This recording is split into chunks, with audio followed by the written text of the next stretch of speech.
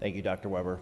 All debate having ceased, no applause from the gallery, please. We're maintaining decorum during debate. All debate having ceased, Mr. Speaker, you may close. Thank you, Mr. Speaker. Mr. Speaker, one of the basic elements of our social contract, and indeed the idea upon which the entire American dream is based, is the idea that if you work hard, you will be able to provide for your family. Yet today we know that individuals and families who work full-time cannot put a roof over their heads or food on their tables.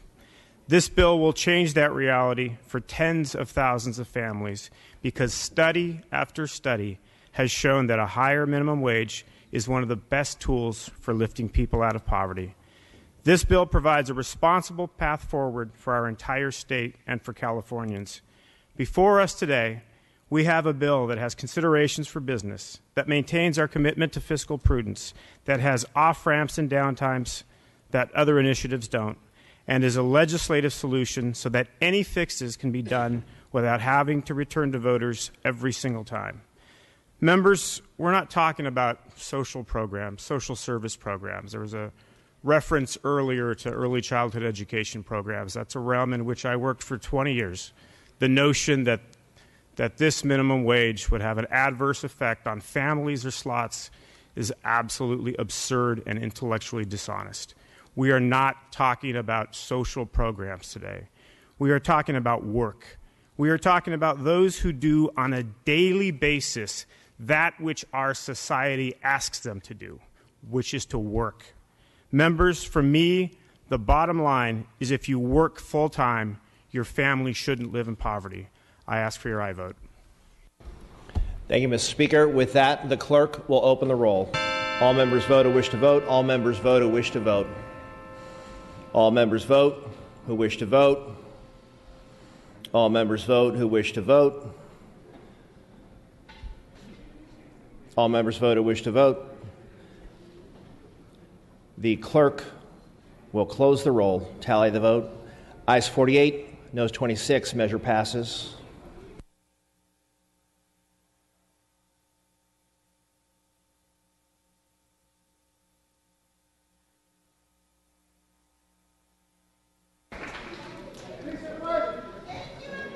I would ask members in the gallery to refrain from outbursts. We still have business before this body. Mr. Calderon. We are moving back to motions and resolutions for the moment. Mr. Calderon, you are recognized. Thank you, Mr. Speaker. Pursuant to Assembly Rule 96, I request unanimous consent to re-refer AB 1873 Holden from the Housing and Community Development Committee and the Accountability Administrative Review Committee to the Accountability and Administrative Review Committee only. Without objection, that request is granted. Members, I'd like to note that on behalf of Majority Leader Calderon, this measure will be immediately transmitted to the Senate. That's Senate Bill 3, immediate transmittal to the Senate. Without objection. Without objection.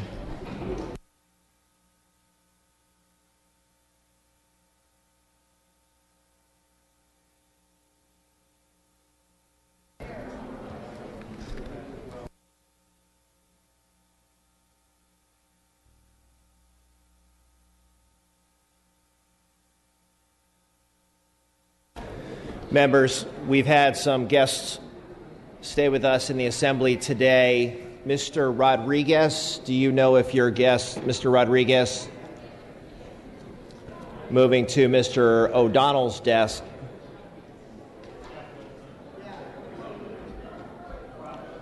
For his guest introduction, Mr. Rodriguez, members. Members, please give your attention to Mr. Rodriguez for his guest introduction. Thank you, Mr. Chair and members. Today, I rise in honor for Karina Aguilar, one of only 55 students in the world to have earned a perfect score on the Advanced Placement Spanish Language and Culture exam in 2015. She is joined today by her father, Fernando Aguilar. Karina is a senior at my alma mater, Gary High School in South Pomona, where she continues to thrive academically as a student leader. In addition to maintaining a 4.8 GPA, Karina is a mentor to her fellow students and also serves in student government. Karina aspires to study public policy, education, and political science in college so that one day she can help her students reach their goals of attending college. I ask for a warm welcome for Karina and her father here to join us here on the assembly floor.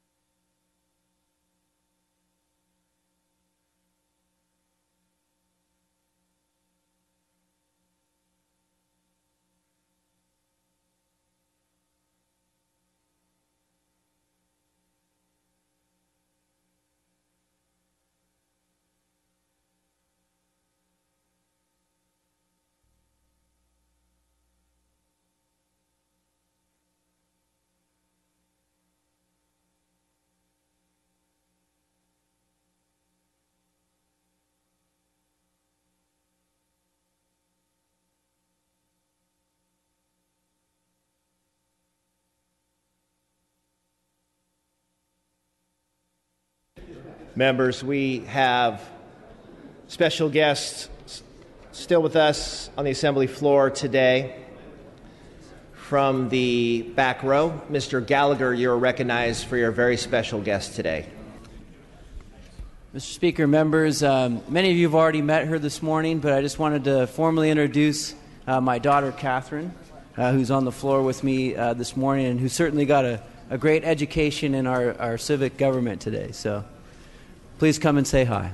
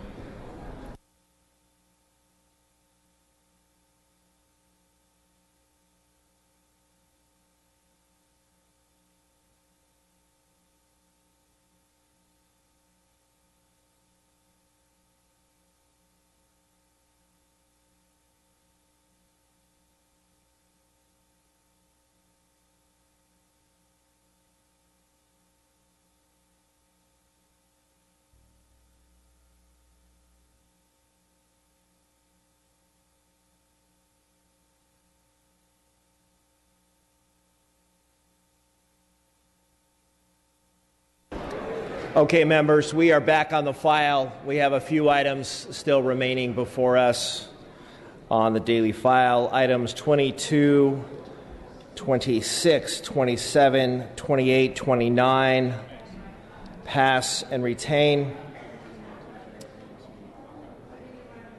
We are moving to file item 30. It's ACR 133.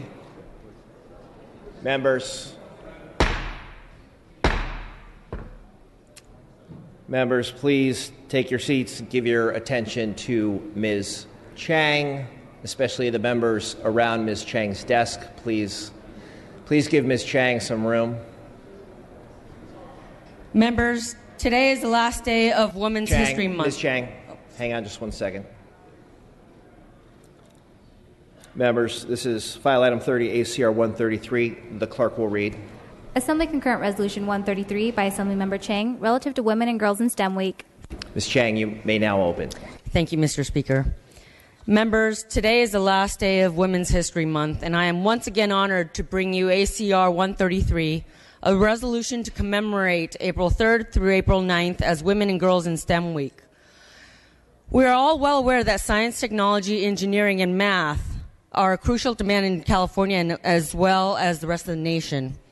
As legislators, we need to encourage today's youth to participate in STEM fields for tomorrow's future. We have made progress. Just recently, I had the pleasure of honoring the La Habra Water Guardians from Washington Middle School on the Assembly floor. This all-girl team has been nationally recognized for their efforts to conserve water in our district. Unfortunately, women continue to be underrepresented in STEM fields. As you all know, we cannot control the circumstances that we are born into. What we can control is the ability to promote and inspire one another to be better, to go farther than our parents did, to make what once seemed impossible possible. That's the American dream. During International Women's Day, I saw a short video interviewing young girls. In this video, the girls were asked to name inventors. Well-known names came to mind such as Thomas Edison, Albert Einstein, and Alexander Graham Bell. They were then asked to name women inventors, and none of the girls were able to list any. Why aren't we talking about famous inventors like Tabitha Babbitt, who made the circular saw, or Stephanie Kwolek, who invented bulletproof material? Why aren't we discussing the medical breakthroughs that women have contributed to, like Patricia Bath, who invented laser cataract surgery, or Maria Pereira, who created heart surgery adhesive? We need to let girls know about the many women role models out there as well. We can do better. Fortunately, there is hope despite what records have shown. For example, Facebook COO Sheryl Sandberg has been named Forbes' most powerful woman in tech for the last 4 consecutive years. When we highlight and celebrate individuals who have accomplished our goals, we inevitably create inspiration within ourselves to do the same. ACR 133 creates a platform to have this conversation, so please join me in this important effort by supporting California Women and Girls in STEM Week. Thank you, Ms. Chang. Mr. Cooley, you are recognized. Colleagues, I'm very pleased to rise in support of this important measure. I didn't grow up around little girls. I was the youngest of 4 boys. As my brothers and I got married, there were 11 grandkids, 8 of whom were boys. I was never around little girls. As grandfathers, you've heard me say, now I have 3 granddaughters. I see the importance of the STEM fields regularly. Since 2008, I've worked with a middle school in Rancho Cordova every 2 years. They do a math science camp down in Monterey Bay. I'm there because I actually run the campsite.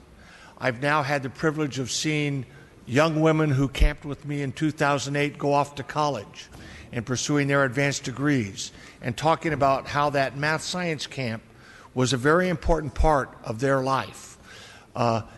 Invariably, as a part of our math science camp, we have a young woman, Rachel Miller, a graduate of the University of California at Santa Cruz in the biologic fields, who comes along as sort of a mentor who has pursued her education in the science fields to inspire these young women.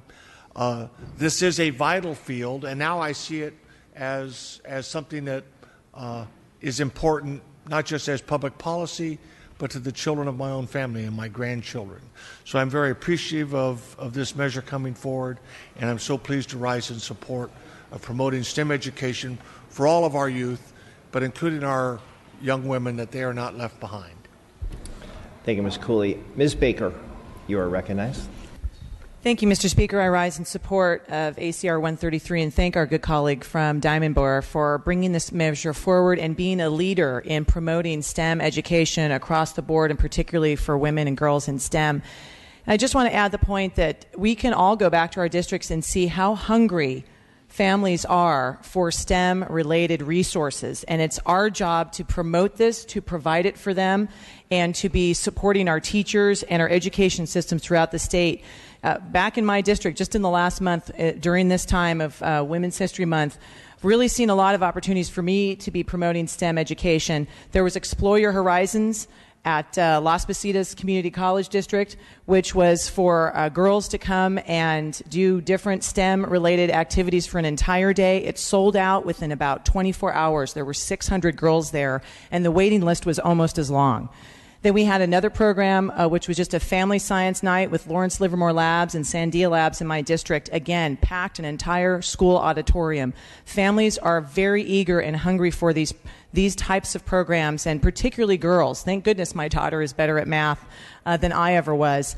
Because if you want to talk about opportunity in this state, we have to make sure that we are creating that opportunity so all children in our education system are able to rise up above the very base, the very minimum, and have a great future ahead of them and great jobs. So definitely support this measure today, but let's all go back into our districts and be providing them with the STEM education for women and girls, for all children, so that they have a great future ahead of them. Again, I thank our colleague from Diamond Bar for taking leadership on this issue.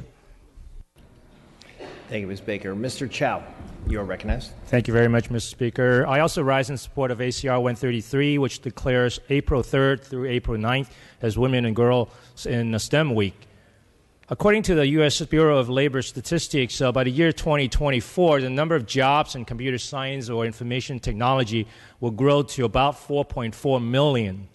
Also, women in STEM jobs earn 33% more than those in non-STEM occupations.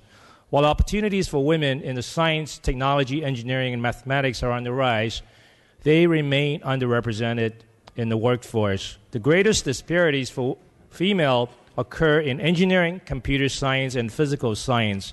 As a former computer engineer, I recognize that building STEM awareness will not only increase opportunities for women in these areas, it will also play a very vital role in ensuring greater economic success, empowerment, and equality for women. It is important that we continue to encourage, mentor, and support female STEM students in order to foster their growth in this particular area. As we continue to move towards a technology-intensive society, we need to continue to lead and nurture the minds of all individuals pursuing STEM careers. Thank you. Thank you, Ms. Chow. All debate having ceased, Ms. Chang, you may close if you wish. Thank you to those who stood and expressed their support for this important issue. I respectfully ask for an aye vote on this measure and request that the first roll be taken for co-authors. Thank you, Ms. Chang. The first roll is for co-authors members. The clerk will open the roll. All members wishing to add as co-authors. This is for co-authors on ACR 133. Co-authors members, the clerk will close the roll. There are 66 co-authors added on the resolution. Without objection, we may take a voice vote on the resolution. All those in favor say aye. Aye. Opposed say nay. The ayes have it. The resolution is adopted. File items 31 through 33 pass and retain. We're moving to file item 34. That's AB 1705. The clerk will read. Assembly Bill 1705 by Assemblymember Rodriguez, an act relating to jails. Mr. Rodriguez on the bill. Thank you, Mr. Speaker and members. I rise to present AB 1705. This much-needed measure reduces the likelihood that contraband will enter our county jails by simply allowing our law enforcement community to use body scanners as an option during the booking process. The flow of contraband in our county jails poses a great risk to the health and safety of the individual, staff, and other inmates. AB 1705 will give law enforcement the ability to use body scanners to reduce this risk, should they elect to do so. I would like to also note that this measure received bipartisan support in the Assembly Public Safety and is supported by key law enforcement associations. Thank you, Mr. Rodriguez. Dr. Weber, you are recognized. Yes, Mr. Speaker and members, I'd like to ask the question of the author. Without objection. And maybe he can address it in his closing. I had some concerns, not so much about the whole concept itself, but by the use of the scans, particularly on the older scans on women, where you could actually see their physical body. I understand there was an attempt to amend this bill to make sure that those using the scans were of the same sex in terms of women to women, those kinds of things. Are you considering something of that nature for this bill, or does this bill address that issue? Mr. Rodriguez, you may address that in your close. Let me check if we have additional discussion or debate on the bill. Seeing and hearing none, Mr. Rodriguez, you may close and address the question.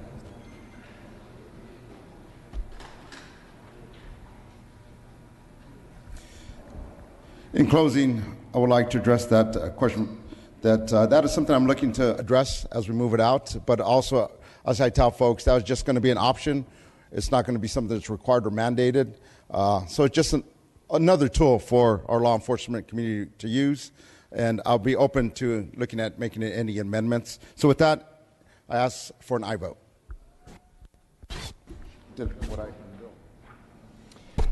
Dr. Weber, we have closed on the item. I don't want to set a new precedent here on the floor. We have a close. The clerk is going to open the roll. All members vote who wish to vote. All members vote who wish to vote. All members vote who wish to vote. All members vote who wish to vote. The clerk will close the roll, tally the vote. Ayes 55, noes 3. The measure passes. File item 35 is passed and retained. We're moving to file item number 36. That's ACR 154 by Mr. Gibson. Clerk will read. Assembly Concurrent Resolution 154 by Assemblymember Gibson, relative to National Nutrition Month. Mr. Gibson on the resolution.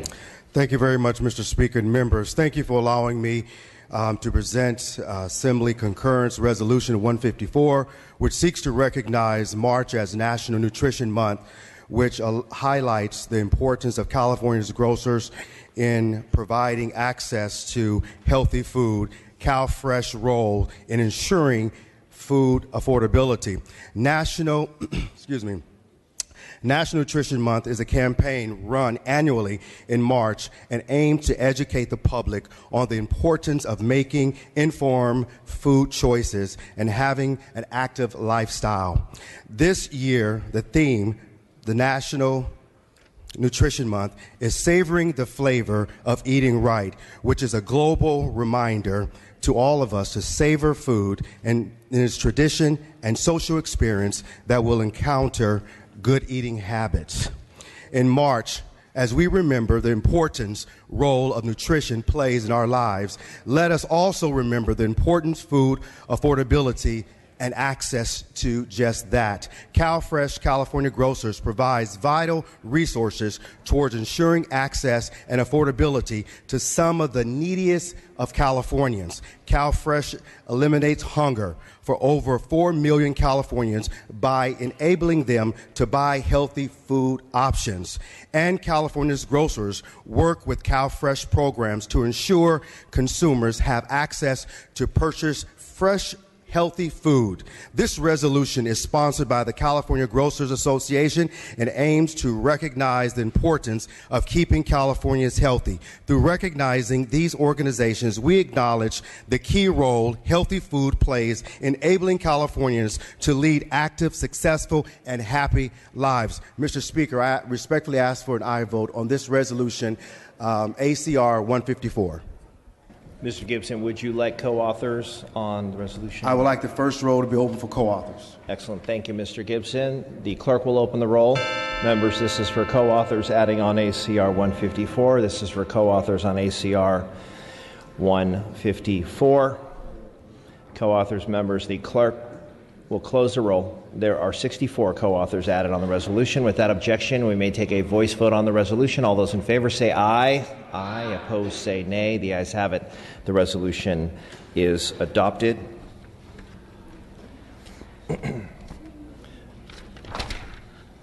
Members, we are moving to consent calendar.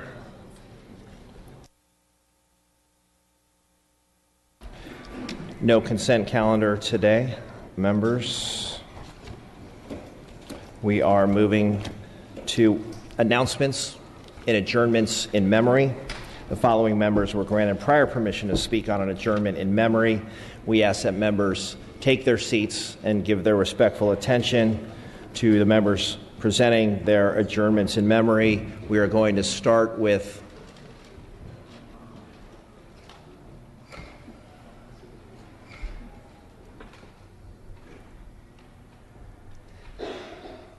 Mr. Bloom. You are recognized at your desk for your adjournment in memory. Thank you, Mr. Speaker. My friends tell me I have an intimacy problem, but they don't really know me. That was Gary Shandling, in whose memory I rise to adjourn. He was an actor, a writer, a producer, and of course a legendary comedian who can deliver lines a lot better than I can. Shandling was born in Chicago in 1975 and raised in Tucson, Arizona. He moved to Los Angeles after graduating from the University of Arizona, and it was in L.A. that he had his first big break into the entertainment industry after selling a script to Sanford & Son. He wrote scripts for several other shows, including Welcome Back, Kotter, before becoming a stand-up comedian. He worked as a comedian and a guest host on The Tonight Show starring Johnny Carson before launching his own sitcom, It's Gary Shandling's Show, with former Saturday Night Live writer Alan Zweibel. The show, which parodied talk shows and sitcoms, was also known for its mature, self-referential humor.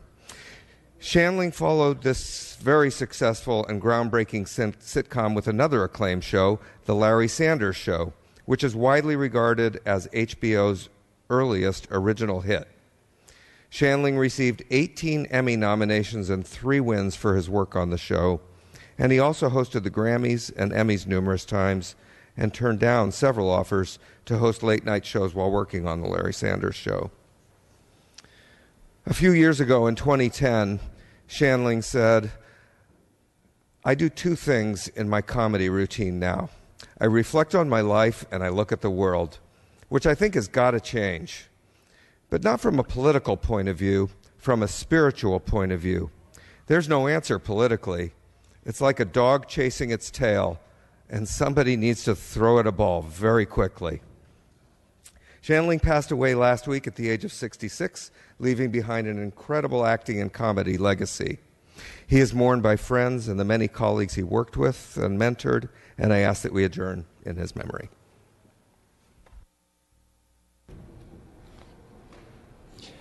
Thank you, Mr. Bloom. We are going to move to Dr. Weber for your adjournment in memory. Mr. Speaker and members, I rise today to ask that we adjourn in memory of Percy Henry Pinckney. You can only imagine what happens to a young man who's born in Macomb, Mississippi in 1937. Would he ever dream that when he died that the governor would attend his funeral of this state, that the lieutenant governor would attend this funeral, and that the Senator Feinstein would also be present at his service? Probably not, coming out of Macomb, Mississippi. Percy Pinckney is a friend of all of us in this floor who know him. He's been a mentor, he's been a supporter, he's been an individual with tremendous vision.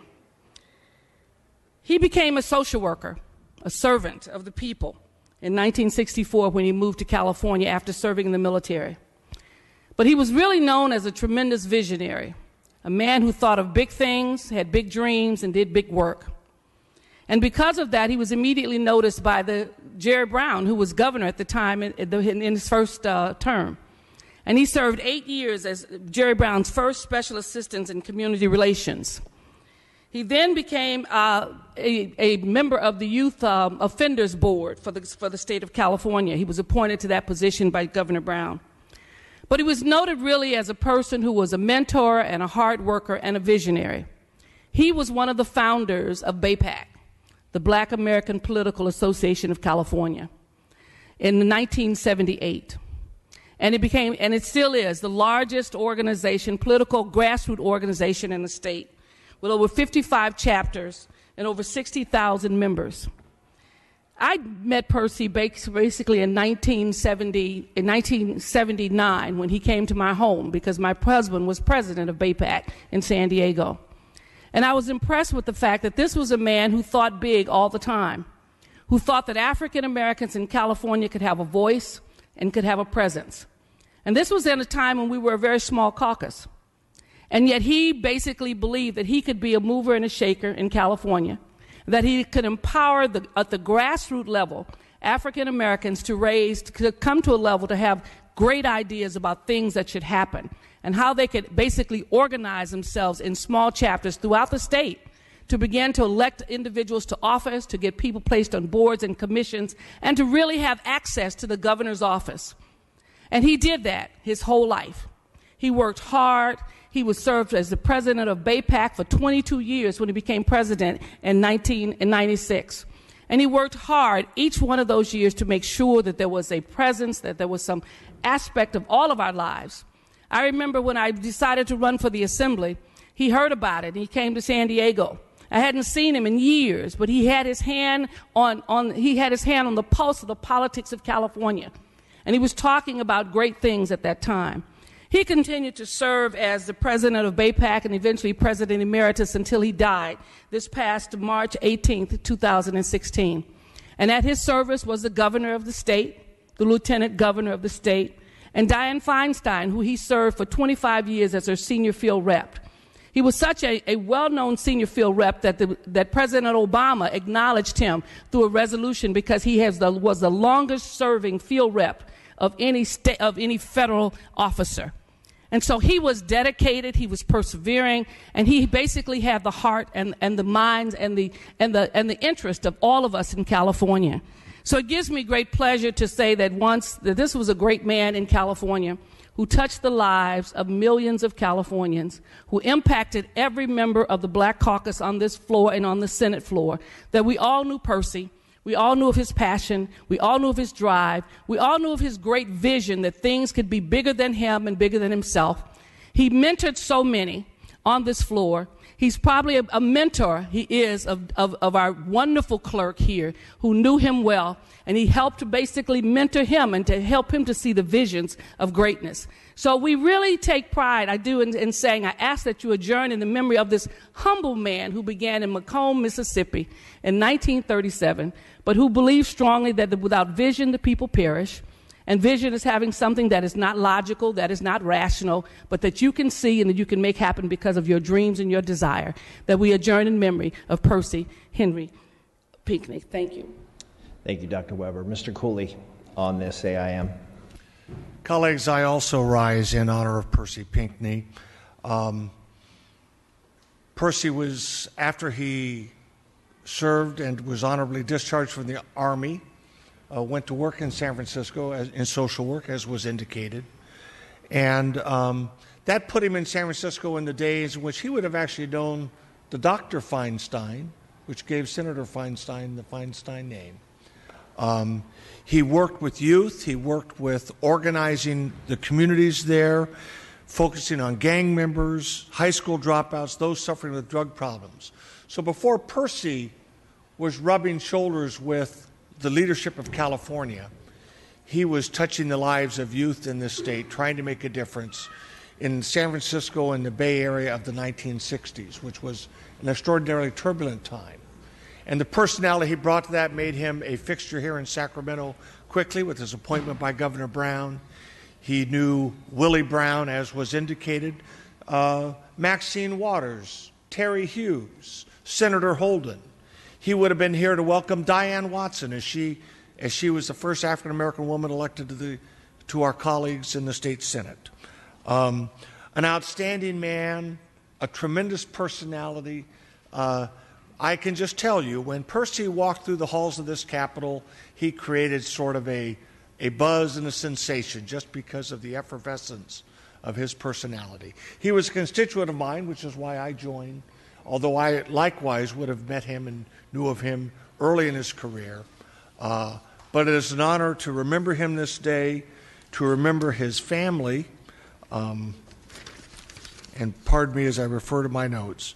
He is survived by his wife Grace, his 5 children, Percy Jr., Corey, Daryl, Naima, and Pinda.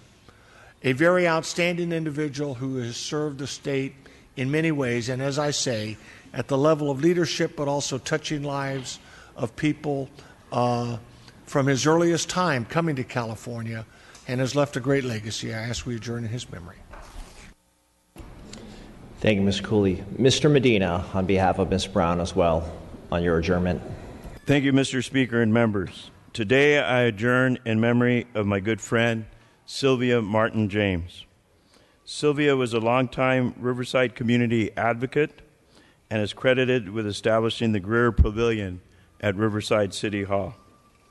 A graduate of my alma mater, UC Riverside, Sylvia stayed involved with the university through alumni groups, overseeing scholarships, committees, advocating for African American students.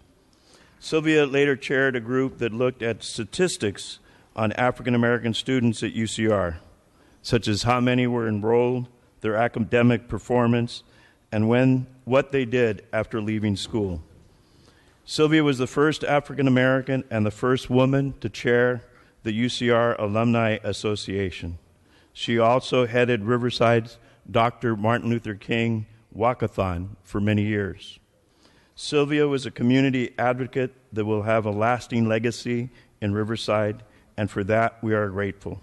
I ask that we adjourn in her memory. Thank you, Mr. Medina. Members, please bring the names of the deaths to be printed in the journal. All requests to adjourn in memory will be deemed read and printed in the journal.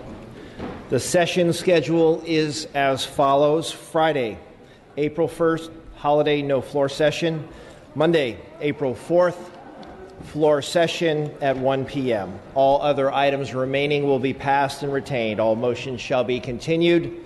Seeing and hearing no further business, I am ready to entertain a motion to adjourn. Mr. Calderon moves and Ms. Waldron seconds that this House stands adjourned until Monday, April 4th at 1 p.m. Quorum call is lifted.